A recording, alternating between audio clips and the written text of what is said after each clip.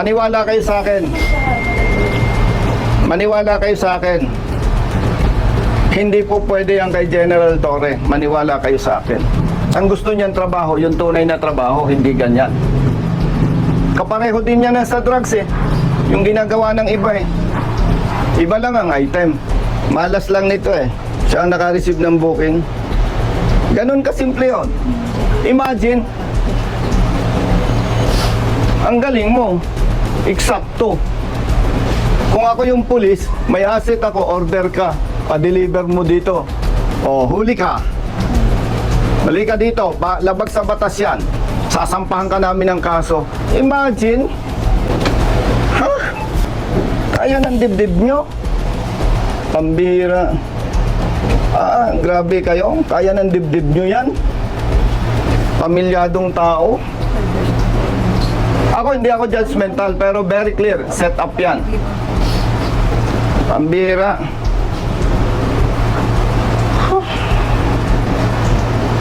Grabe kayo. Buti nakakatulog pa kayo. Oh. May accomplishment kayo. May re-report kayo. May arrested person kayo. Wow! Ang galing. Imagine. Ang bigat, ang grabe ang dibdib nyo ah. Alam nyo brothers, yung masamang gawa sa kapwa, may balik yan. Maniwala kayo sa akin. Sa video na ito, pag-uusapan natin ang naging karanasan ng isang Lalamove rider na hinuli at kinasuhan ng mga pulis matapos siyang mahulihan na nagde-deliver ng isang ibon. Ang naturang ibon ay nakabook bilang parcel mula sa isang sender papunta sa buyer, pero ayon sa mga pulis, ito raw ay paglabag sa Animal Welfare Act. Dahil dito, nasangkot sa kaso ang rider kahit simpleng trabaho lang ang kanyang ginagawa. Tinulungan siya ni Congressman Bonifacio Bosita para maipagtanggol ang kanyang karapatan at maipakita kung paano dapat tratuhin ang mga delivery riders. Alamin ang buong detalye dito sa video. Taga saan ka? Santa Rosa, Laguna. Ikaw ay delivery rider. Lalamove po. Lalamove. Yung item, ano yung item? Ibon po. Ibon. Anong klaseng ibon? Martinez. Martinez. Kung Martinez yung item, anong batas ang nilabag? Public Act 9147. 9147. Wildlife Act natin. Wildlife. Kung ako ang umorder ng ibon, nag-booking ako. Tama. Ibig sabihin, kung ako ang umorder, hindi mo ako kilala. Hindi po. Parang nakatambay kang ganon somewhere. Oops, may nag-booking. Tama po. Inaccept mo. Tama. Pinuntahan mo yung item. Opo. Pinick up mo. Opo. Saan mo pinick up? Silang Cavite po. Silang Cavite. Yung pinick upan mo, tindahan o pribadong individual? Bahay po. Bahay. Pagdating mo doon, ang nakausap mo, lalaki, babae. Lalaki po.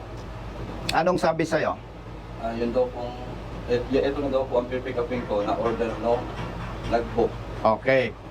Siyempre, in good faith ka, hindi mo naman kilala ang umorder, in-accept mo. Opo. Inom mong item. Opo.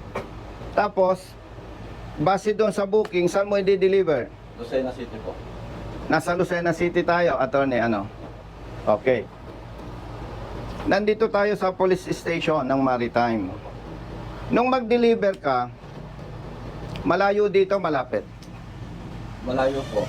Dahil ikaw ay rider, nakakaintindi ka, humigit kumulang ilang kilometer. 500 meters po. Okay. 500 meters. No? Parang kalahating kilometro. Okay. Pagdating mo, sino ang nakaharap mo? Yung pong umorder, yung pong bayad, yung pong bumili. Sino? Si Sir Igiya po. Nung kaharap mo na siya, anong naging pag-uusap ninyo? Bali, tumawag po sa akin yung inorderan niya. Kaya wala daw pong Gcash si Sir. Baka pwede daw po ako na lang ang mag-Gcash. Ikaw, sige po, pwede naman po ako mag-Gcash. Pero sabihin niyo po sa kanya, tawagan niyo po siya para maibigay po sa akin. Ngayon po, nung nagkausap kaming gano'n, binaba ko na po yung telepono, yung cellphone ko po. Inaantay ko po na tawagan siya. Pagdating doon sa destination, automatically, siya ang nakaharap mo. Opo. Brother, paano mo nalaman na may deliver siyang ibon? Sige. Sir, ang kumontak ko nun sir, yung kontak ko na nakangalang Boss LJ. Siya pali sir, yung nagbibigay sa akin ng info kung nasaan na sir, yung item sir. Oh. In other words, alpha mo yon. No sir, video. Na, yun sir ay... May communication ka sa kanya. Meron, sir. Siyempre, Yes sir, kung ako nagbibigay sa'yo ng info, Yes sir, may communication na. pinagdala namin sir. Opa. So, ibig sabihin, may umorder ng item, nag-booking, sa salitang Tagalog, ang malas niya, attorney, siya ang nakatanggap ng booking. Okay? Tapos, nung i-deliver niya yung item, ikaw na ang sumalubong. Tama? O, si attorney. Tapos, ang nagsampa ng kaso, sino? Ikaw na rin. Anong participation mo, kapatid? Ikaw ang arresting officer. So, ikaw ang umaresto. Oh, very clear. Attorney, ikinulong nyo. Siyempre, kinulong nyo. Hindi nyo pinalaya eh.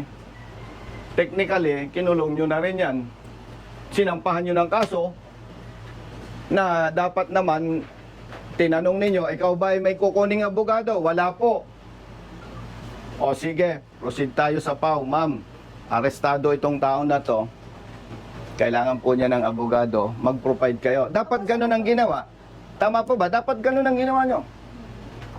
Hindi ko kayo hinahamak, mga kapatid na pulis. Pero nakikita ko, hindi kayo galing sa mayamang pamilya. Ibig sabihin, dalawa ang maaring dahilan bakit kayo nagpulis.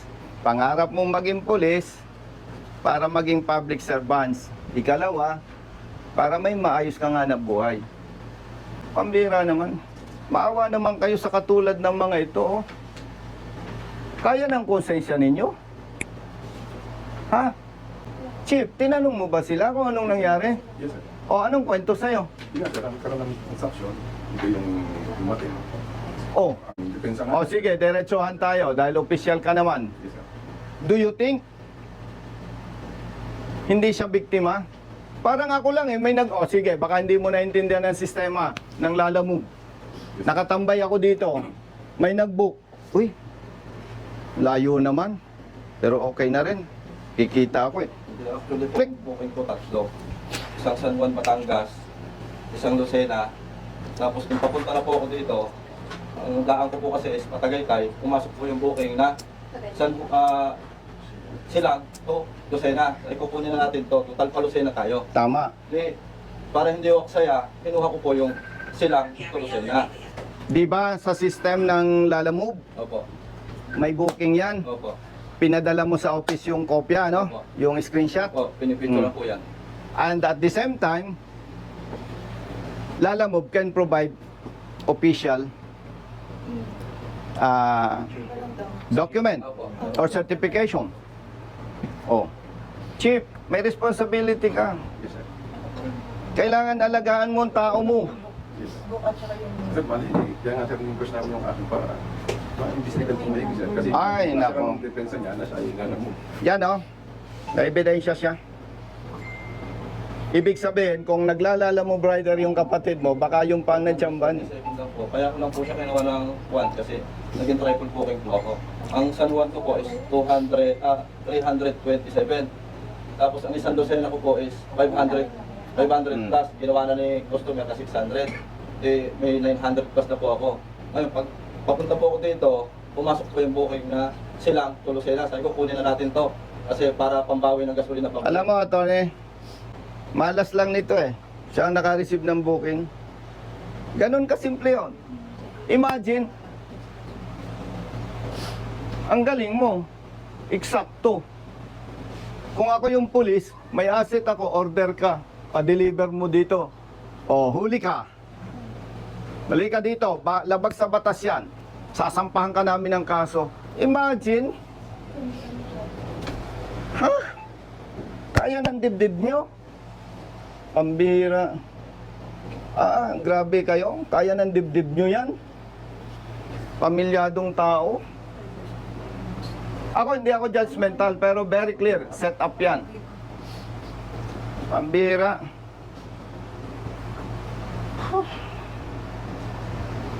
Grabe kayo. Buti nakakatulog pa kayo. May pamilya ka? Meron sir. Ilang anak mo? Isa sir. Ikaw? Hindi may accomplishment kayo? Oh. May accomplishment kayo? May re-report kayo? May arrested person kayo? Wow! Ang galing! Nito, imagine, 6 ang anak. Kaya ng dibdib nyo. Alam nyo, yung mahihirap na tao, isang araw lang walang hanap buhay, gutom ang buong pamilya. Imagine, ang bigat, ang grabe ang dibdib nyo ah. Alam nyo, brothers, yung masamang gawa sa kapwa, may balik yan. Maniwala kayo sa akin. Ako, dati akong pulis ha. Hindi ako kaaway ng pulis. Kaaway ako ng tiwaling pulis na hindi tama ang ginagawa. Imagine. O ano sabi sa inyo sa prosecutor's office? Napipili po ako. Ang una po is, kung lalaban daw po ako is mga 1 month daw po o mahigit pa ang magiging proseso, pero ililipat daw po ako sa kulungan. Ngayon, yung pangalawa daw pong option is aminin ko na lang para 1 week po ma-process na. Dito na lang daw po ako mag-stay sa kanila. So inamin mo? Sinabi ko para mapabilis talaga ang proseso. See? May maliit akong bata ng 5 years old. See? Bali sir, wala pa po tayong kopya ng inquest report. Nasaan yung inquest resolution? Napadalhan na po kayo. Kasi nagtanong kami Thursday daw po ay tapos na last day. Sir, kasi ang sabi sir, hinihingan siya ng indigency para magawa yung resolution para mapababa po yung pensa. Kaso nga lang po nung dumating na yung indigency, date na po. Holiday na Tapos po. nag-holiday po ng Friday sir. Maniwala kayo sa akin. Maniwala kayo sa akin. Hindi po pwede ang kay General Torre. Maniwala kayo sa akin. Ang gusto niyan trabaho, yung tunay na trabaho, hindi ganyan. Kapareho din niya na sa drugs eh. Yung ginagawa ng iba eh. Iba lang ang item. Sa ngalan ng public service, hindi natin ito pwedeng patagalin. Sa katulad nila na walang pinag-aralan, mahirap lamang na tao, isang kahig, isang tuka, stressful masyado yan. Dahil wala kayong may pakitang resolution, hepe, with your personnel and arrested person and his family, punta tayo sa prosecutor's office. Walang violation doon. Kasama ko yung mga kaibigan natin, Pau Lawyers. Yes, sige po.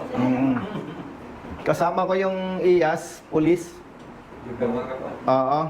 Kasi, Chief, tumawag sa akin yung pamilya nitong rider. More than ilang days na? 1 week na po. 1 week na. Kami na attorney ng Pau Lawyers galing sa station.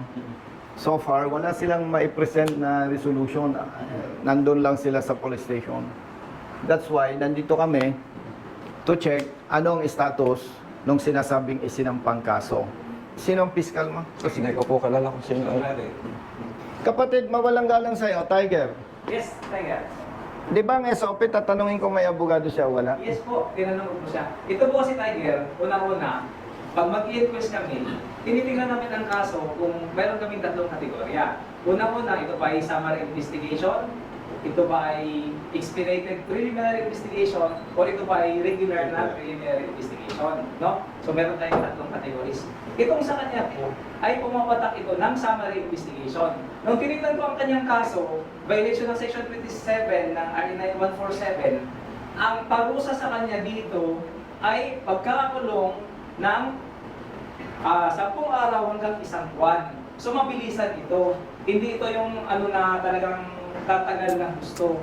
Chief, dahil yan ay nandyan na, naisampa na ang kaso. Naisang pa na itong kaso noong June 5. Ngayon kung may resolution na, ito yung na-file, pwede na po kayong magpiyansa.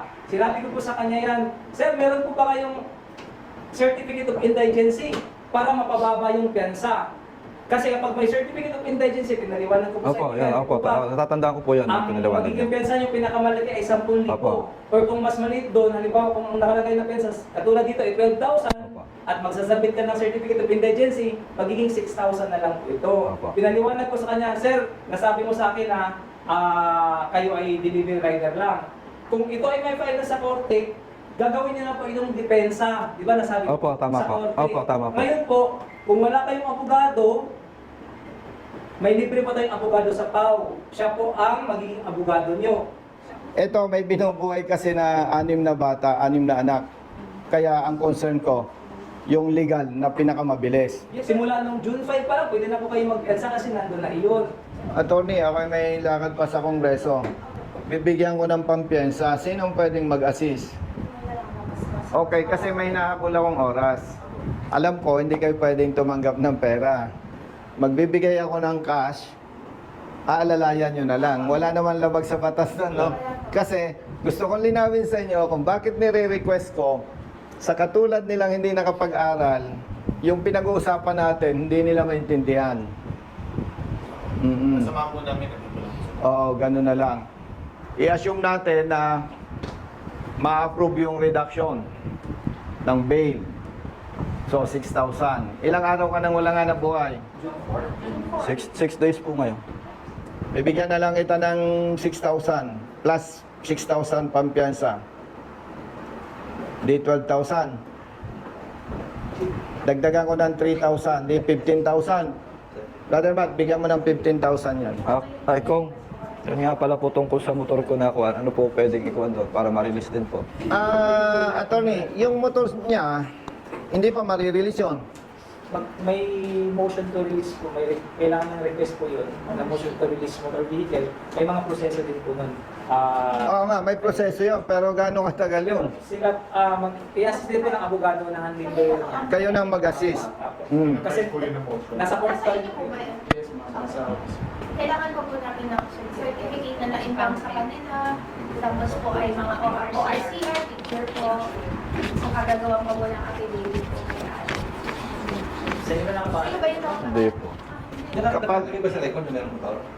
Kapag 12,000 yung bail, halimbawa, hindi na-approve, sabihan mo ako sa office. Sige po. O, Mrs. Maraming Senator na salamat yung po. mag-assist sa inyo. And yes, ang gusto ko mag-cooperate kayo. Hindi ko kayo inoobliga. Ang iniiling ko sa inyo, mag-cooperate kayo. Magbigay kayo ng statement sa IAS Opo. para maimbestigahan. Apo. At kung may makita sila na mali na trabaho ng pulis, Opo. mabigyan ng administrative sanction. Opo, kung. Okay? Opo, kung. Umaasa tayo na sa tulong ng mga PAW lawyers, ma-release agad yung motorsiklo. Opo. Kasi yung po pang hanap buhay ko. Okay? Kung. Kapag hindi pa ma-release yung motorsiklo nyo, pinaka-the best, umuwi na muna kayo. Tawagan lang tayo. Pwede rin akong makipag-coordinate kay attorney para hindi sayang yung oras nyo. Alam ko, nakaka-stress yung nag-i-stay kayo sa police station. Sobra po. Dahil masakit sa inyo yung dinanas ninyo. Stressful masyado yon. Malinaw sa'yo. Opo. Ngayon, habang wala kang motorsiklo, di wala kang hanap buhay. Sagot ko yung wala mong sweldo. Salamat po, kung. Basta ang gusto ko lang, sa ngalan ng batas, mag-cooperate ka. Sige po. Okay? Opo. Ganun lang kasimple yun. Walang personalan, no? Ang request ko lang sa PAW, pare-pareho naman tayong Pilipino, hindi naman tayo magkakaaway, pero pag may nakita kayong mali, ang request ko lang, sampahan nyo ng kaso kung kinakailangan. Tama ba? Lagi po kami ganun. Oo, kasi ang interest lang natin dito, yung mali, may tama.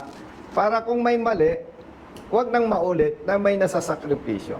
At sa parte ng administrative naman, may iyas. Ang interest lang natin dito, kung makita na may pagkakamali ang pulis, mapatawa ng kakulang parusa para huwag nang maulit pa. Oo, so yon. Salamat sa mga PAW lawyers. And Tiger. Chief, salamat. Thank you. Oo.